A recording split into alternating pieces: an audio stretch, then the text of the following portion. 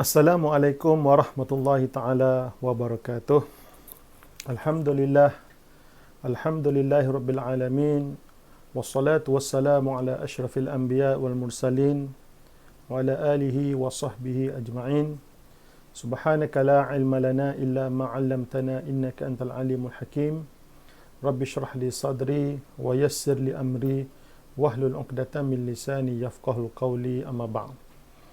Alhamdulillah, bersyukur kita kepada Allah Subhanahu Wa Taala kerana dengan izinnya dapat kita bertemu dalam kuliah secara atas talian anjuran Masjid Al-Muqtafi Billah Shah, yang mana ia merupakan kesinambungan ataupun sambungan lah daripada kuliah secara bersemuka yang sebelum ini dijalankan oleh pihak Masjid Al-Muqtafi Billah Shah ataupun dikenali dengan Masjid Ladang di kalangan orang ramai, yang mana kuliah secara bersemuka yang saya kendalikan dalam sebuah bilik kuliah di masjid tersebut, yang mana kita sama-sama maklum telah dihentikan sementara semenjak berlakunya pandemik COVID-19,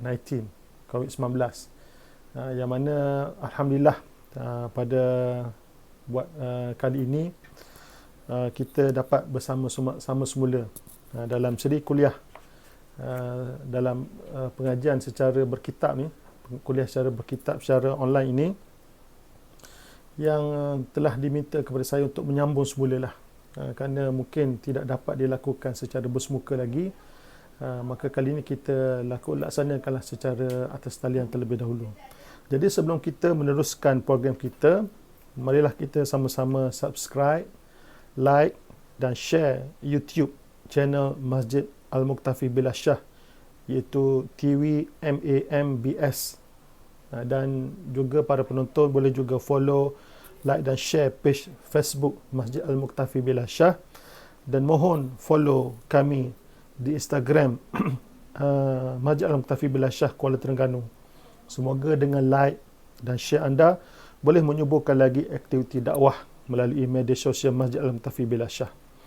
Jadi untuk pertemuan pertama kali lah selepas pandemik ni lah, maksudnya yang dalam suasana dibuka untuk kita dibenarkan untuk melaksanakan kuliah secara online ini. Jadi oleh kerana semasa sebelum dihentikan secara sementara kuliah tersebut, saya telah membaca lah buku ataupun kita mengulas buku Fiqh Umrah Kontemporari. Jadi jemaah boleh lihat Fiqh Umrah Kontemporari yang mana pada sekali lagi saya tunjuk ini bukunya, Fiqh Umrah Kontemporari, di mana pada pertemuan yang terakhir saya telah membaca bab 3 lah kitab ini. Kerana kalau ikut dari segi kandungan kitab Fiqh Umrah Kontemporari ini yang merupakan tulisan saya, dia merupakan sebuah kitab panduan kepada jemaah umrah dan juga para mutawif umrah. Yang saya bahagikan buku ini kepada 3 bab yang besar lah. Yang pertama bab panduan umrah dewasa, bab yang kedua panduan umrah kanak-kanak, dan bab yang ketiga pelbagai isu ibadat di tanah suci. Jadi untuk bab pertama dan yang kedua telah selesailah dibaca dan dikupas dan dibahaskan dalam bilik kuliah tersebut yang dihadiri oleh para mutawif lah, para mutawif yang berada di sekitar Kuala Terengganu. Okey, dan sebenarnya kalau ikutnya pembacaan kita pada buku ini sampai kepada bab 3, dan setelah sampai kepada hujung-hujung lah bab 3, kata silap dia akan masuk kepada tajuk umrah badal. Namun untuk supaya mengambil faedah yang lebih banyak lah, saya berhasrat untuk baca daripada permulaan bab 3. Permulaan bab 3, pelbagai isu ibadat di tanah suci. Jadi tajuk yang mula-mula ni dia bermula tentang isu wuduk di tanah suci. Isu wuduk di tanah suci. Okey, apakah isu yang berkait dengan isu wuduk di tanah suci? Jadi kita tahu khususnya lah ketika jemaah melakukan tawaf, secara khususnya ketika melakukan tawaf, maka berlakulah persentuhan kulit antara lelaki dan wanita ajnabi yang boleh kahwin.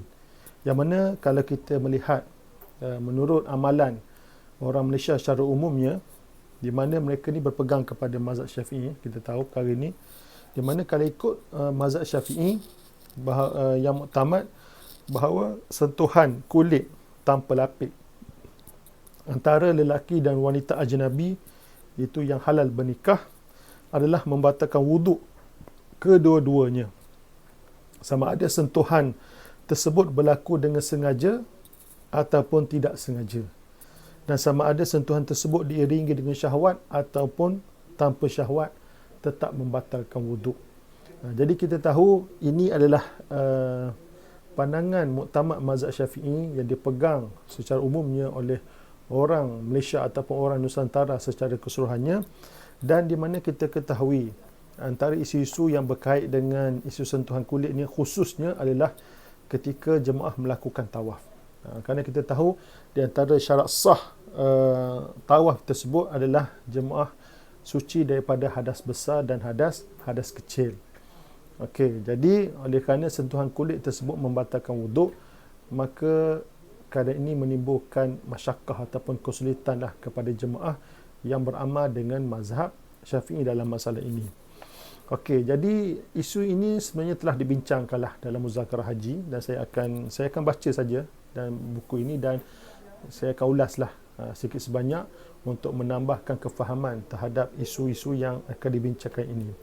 Jadi berdasarkan kepada keadaan masyakkah ataupun kesulitan untuk mengekalkan wuduk ketika kesesakan melakukan tawaf, maka muzakarah haji peringkat kebangsaan yang bersidang pada tahun 2005 telah memutuskan supaya jemaah berpegang dengan satu pendapat dalam mazhab Syafi'i yang mengatakan tidak batal wuduk jika berlaku persentuhan tanpa lapik kulit lelaki dan wanita ajnabi selama mana sentuhan tersebut tidak diiringi dengan syahwat. Jadi ini sebenarnya ada satu pendapat. Pendapat ini kalau kita lihat dalam kitab Majmu', dia disebut sebagai qaul syaz, qaul yang lemah, yang sangat-sangat syaz, yang ganjil. Syaz ni kalau terjemah ni ganjil lah. Maksudnya yang sangat-sangat lemah dalam mazhab Syafi'i. Tapi kalau ikut dalam mazhab lain, contohnya seperti mazhab Maliki, mazhab Hambali dan mazhab Hanafi, ini bagi mereka tidak jadi masalah, kan? Kalau mazhab Maliki dan mazhab Hambali memanglah dia sama apa yang kita sebutkan tadi. Kalau mazhab Hanafi walaupun dengan syahwat sekalipun tidak membatalkan wuduk, melainkan jika keluarlah air mazi. Okey, jadi dalam perkara ini muzakarah haji yang telah bersidang pada tahun 2005 tersebut telah memutuskan supaya diminta jemaah memegang pandangan yang baru disebutkan tadi. Okey, namun sedemikian jemaah dinasihatkan agar memegang suami dan isteri dengan berlapik jika diimbangi sentuhan tersebut akan menimbulkan syahwat. Ini adalah sedikit pendetailan dalam perkeliling yang dikeluarkan pada tahun 2011 lah. Maksudnya sikap berhati-hati tersebut masih perlu dijagalah. Maksudnya walaupun diberi ruang pada tahun 2005 tersebut, telah keluar satu resolusi yang berkaitan dengan perkara ini, namun lebih dinasihatkanlah jemaah suami isteri supaya memegang antara satu sama lain dengan secara berlapik. Itulah yang terbaik dalam perkara ini. Namun kalau timbul keperluan ketika tawaf ataupun sebelum dalam perjalanan untuk daripada hotel menuju ke tempat tawaf, perlu pegang, berlaku keperluan, ada hajat, ada masyakkah, maka boleh pegang, dan selama mana tidak ada syahwat, maka dikira wuduk tersebut tidak batal. Okey, jadi apabila disebut tentang tahap syahwat tersebut, maka kadang-kadang timbul persoalan lah. Timbul persoalan, setengah-setengah orang ada yang bertanya, apakah dimasukkan dengan syahwat tersebut? Kerana bagi setengah jemaah yang mungkin pada satu ketika dahulu mereka tidak tanya syahwat tu dia punya tahap dia macam mana. Tahap dia macam mana. Tapi zaman sekarang ada jemaah tanya, syahwat tu macam mana? Nak kenal kita tu dikira ada syahwat tu macam mana? Jadi dalam perkara ini, isu ni ada disebutlah dalam kitab dalam mazhab Syafi'i, yang mana disebut bahawa tahap syahwat yang membatalkan wuduk bagi lelaki dikira dengan adanya intishar, kan? Intishar ni maksudnya kembang pada kemaluan lelaki, kan? Kembang pada kemaluan lelaki. Maksudnya kerana kalau dalam bahasa Arab dia sebut dhabitus syahwat intisharudz dzakari fil rajuli wa mailul qalbi fil mar'ati. Jadi maksudnya di sini syahwat di sini disebut sebagai intisharudz dzakari, maksudnya kembang kemaluan tersebut. Dan sekarang ini timbul pula kalau berlaku syahwat dalam ihram, bila berlaku sentuhan kulit tersebut. Jadi bagaimana? Maksudnya jemaah dia pegang isteri, kemudian pada masa itu dia ada syahwat dan dia berada dalam ihram. Dia berada dalam ihram. Maksudnya sentuhan dengan yang tidak berlapik tersebut menyebabkan berlakunya syahwat dan dalam ihram. Seperti dalam perjalanan untuk melakukan tawaf lah, tawaf umrah. Contohnya tawaf umrah. Sebab dia dalam dia untuk melakukan tawaf umrah, maksudnya pada ketika itu dia berada dalam ihram. Maka dalam perjalanan tersebut pegang kulit isteri, kemudian berlaku syahwat. Maka di sini disebut jika berada dalam ihram, hukumnya berdosa. Maksud berdosa ni kalau benda tu disengajakan lah. Berdosa serta dikenakan dam takhir dan takdir atas lelaki sahaja. Kan? Atas lelaki sahaja. Sebab dalam bab dam yang melibatkan hubungan suami isteri, sama ada persetubuhan ataupun bab mukadimah persetubuhan ini, memang dam memang dikenakan ke atas lelaki sahaja. Dan ini dam yang disebut sini namanya dam takhir wa takdir. Dan takhir wa takdir maksudnya boleh pilihlah antara 3 perkara, sama ada menyembelih seekor kambing ataupun bersedekah kepada 3 orang fakir miskin, setiap seorang 10 rial. Jadi 10 rial kali 6 fakir miskin. Biasanya kita bagi kepada cleaner Masjid Haram lah. Dan yang terakhir sekali, puasa sebanyak 3 hari. Kambing kena sembelih di Mekah. Sedekah kena serahkan kepada fakir miskin Mekah.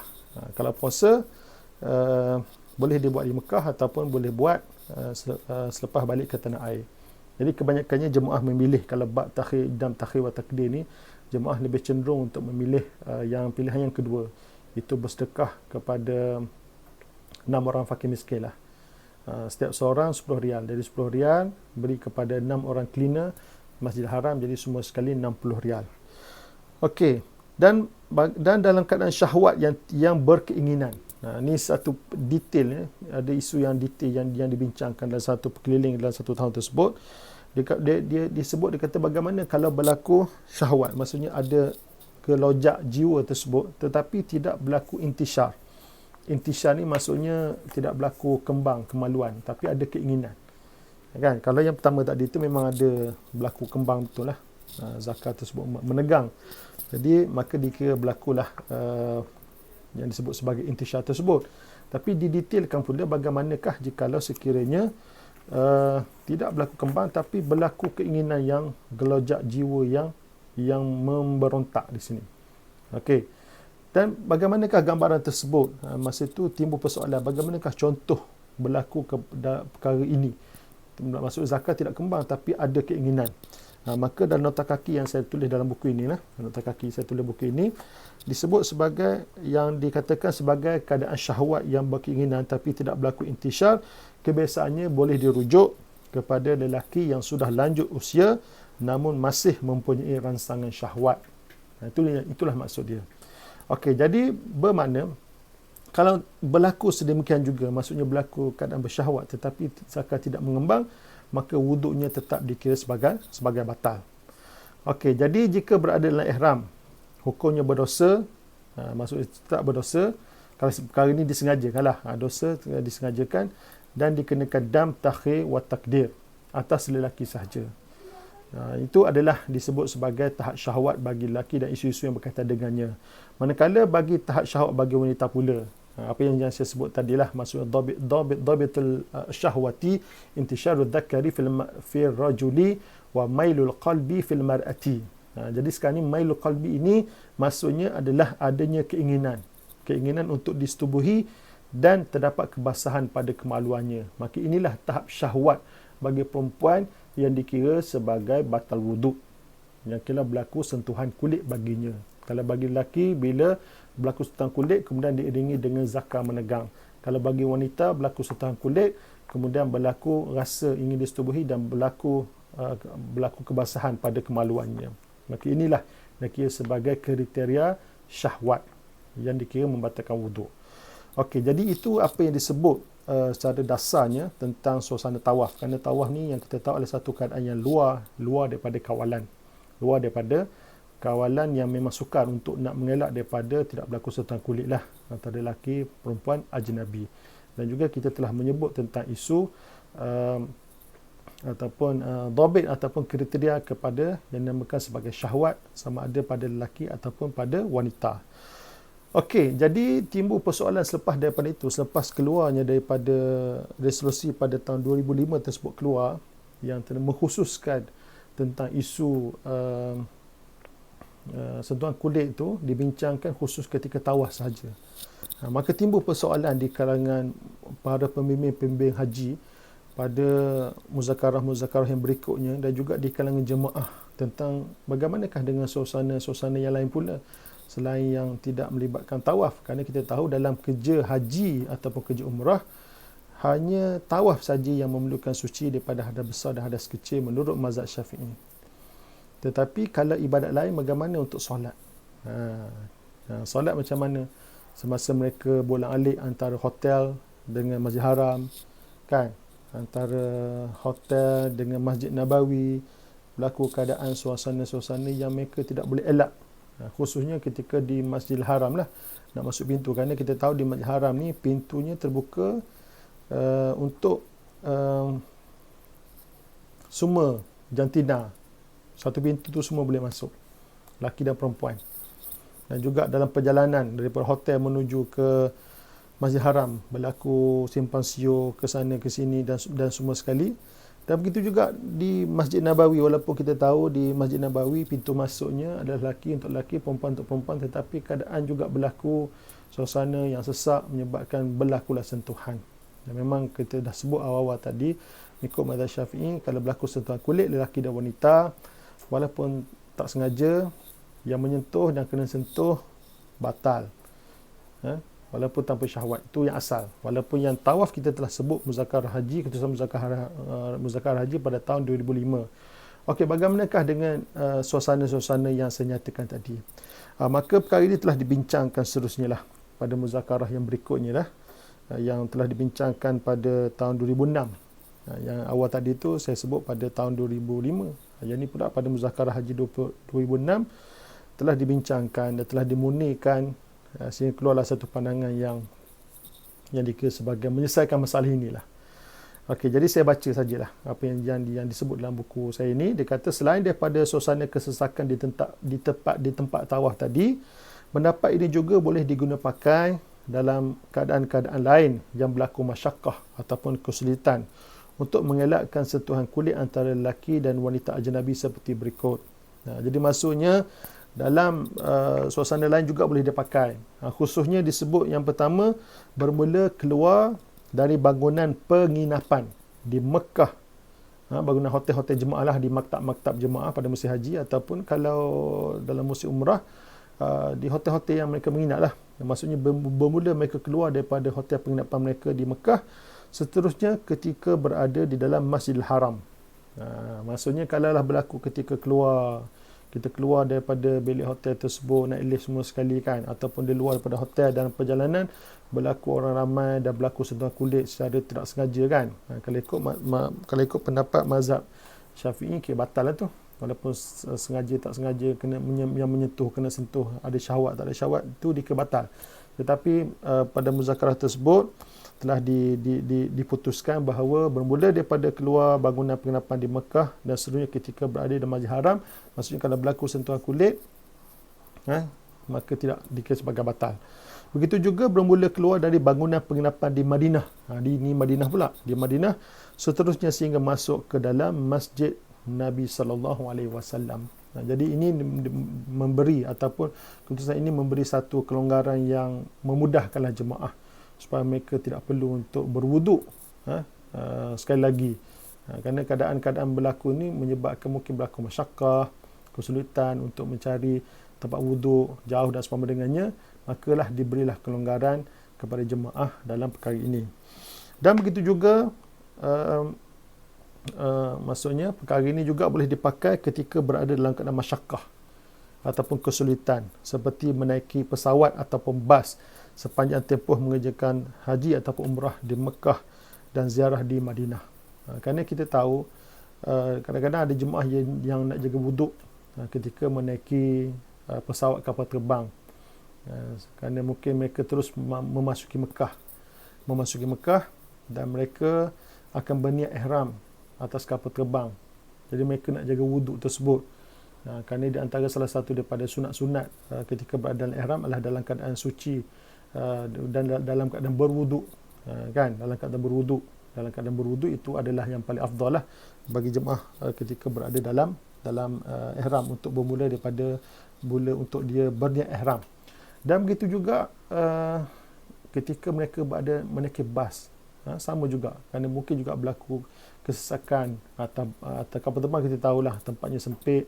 Bas pun sama juga, seperti jemaah yang nak menuju daripada Masjid Nabawi untuk menuju ke Masjid Quba, yang mana kita tahu menjadi amalan lah jemaah apabila sebelum mereka pergi ke Masjid Quba, mereka akan berwuduk terlebih dahulu di penginapan, di hotel-hotel penginapan mereka, berwuduk kerana mereka nak mengambil kelebihan itulah yang saya rasa jemaah ataupun para teman-teman semua sekali tahu tentang kelebihan mereka yang berwuduk di penginapan, kemudian mereka pergi ke Masjid Quba dan mereka solat di sana dengan satu solat, kan, yang disebut dalam satu hadis, man tatahhara fi baitihi thumma ata Masjid Quba fa shalla fihi salatan kana lahu ajrul umrah, atau kama qala Rasulullah sallallahu alaihi wasallam.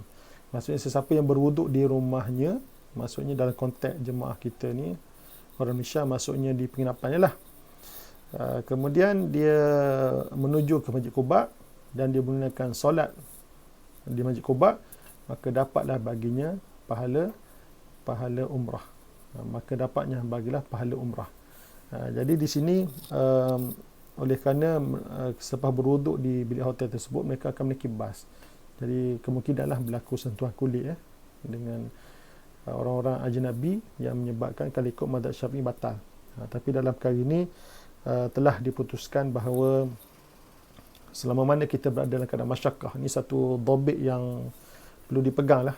Maksudnya selama mana dalam keadaan masyakkah ketika mengerjakan haji dan ziarah di Madinah boleh pakai. Jadi yang disebut sini ketika berada dalam keadaan masyakkah itu kesulitan seperti menaiki pesawat ataupun bas sepanjang tempoh mengerjakan umrah di Mekah dan ziarah di Madinah. Jadi di sinilah dua keadaan yang disebut, tambahan daripada suasana tawaf. Selain pada tawaf juga boleh pakai ketika jemaah bolak-alik antara hotel penginapan mereka sama ada di Mekah dan Madinah untuk masuk ke dalam masjid, sama ada Masjid Haram ataupun Masjid Nabawi sallallahu alaihi wasallam, boleh pakai hukum tidak batal wuduk ni melainkan dengan syahwat. Dan juga ketika berada dalam suasana masyakkah, yang mana jemaah nak mengekalkan wuduknya ketika menaiki pesawat dan juga ketika menaiki bas. Okey, jadi ini adalah dia punya rumusan lah, suasana-suasana yang boleh dipakai selain pada ketika tawaf. Dan wuduk ini juga sah diguna pakai untuk tawaf dan sebagainya, maksudnya seperti solat lah, selama mana dia tidak terbatal mengikut mazhab Syafi'i yang lain seperti keluar angin daripada kubur ataupun dubur. Jadi dalam perkara ini pihak tabung haji mengeluarkan perkara ini supaya jemaah tidak terkeliru lah, supaya tidak terkeliru, takut mereka menganggap bahawa wallahu alam, kadang-kadang kefahaman jemaah ni kita tidak boleh jangka. Takut mereka mengatakan semua wuduk tak, maksudnya semua di Mekah ni semua tak batal wuduk. Sebenarnya bukan dia tak batal wuduk ni, semua yang dibincangkan di sini adalah isu sentuhan kulit sahaja. Jadi maksudnya kalau keluar sesuatu seperti keluar angin daripada kubur ataupun dubur, dia tetap batal. Jadi jemaah kena berwuduk semula untuk melakukan tawaf dan juga untuk melakukan solat. Tapi isu yang dibincangkan ini adalah lebih kepada isu sentuhan kulit ketika sentuhan kulit lelaki dan wanita ketika berada di tanah suci bagi mengerjakan umrah dan ziarah. Jadi saya ingat untuk pertemuan kali ni lah, untuk kuliah online yang pertama bagi pembacaan kitab fiqh umrah kontemporari ni karangan saya berdasarkan mazhab Syafi'i dan resolusi muzakarah haji peringkat kebangsaan. Untuk pertemuan kali pertama ni saya memadai, saya baca tajuk yang pertama saja, iaitu isu wuduk di tanah suci. Okey. Jadi sebagai penutupnya, marilah sama-sama kita mencari saham akhirat dengan menyumbang ke tabung pengurusan Masjid Al-Muqtafi Billah Shah melalui nombor akaun yang tertera di bawah ini. Jadi itu saja pertemuan kali pertama secara atas talian. InsyaAllah kita akan bertemu lagi pada kuliah-kuliah yang berikutnya. Semoga kita semua mendapat rahmat daripada Allah Subhanahu Wa Taala. Aku liqauli hadza wa astaghfirullahal azim li wa lakum. Wassalamualaikum warahmatullahi taala wabarakatuh.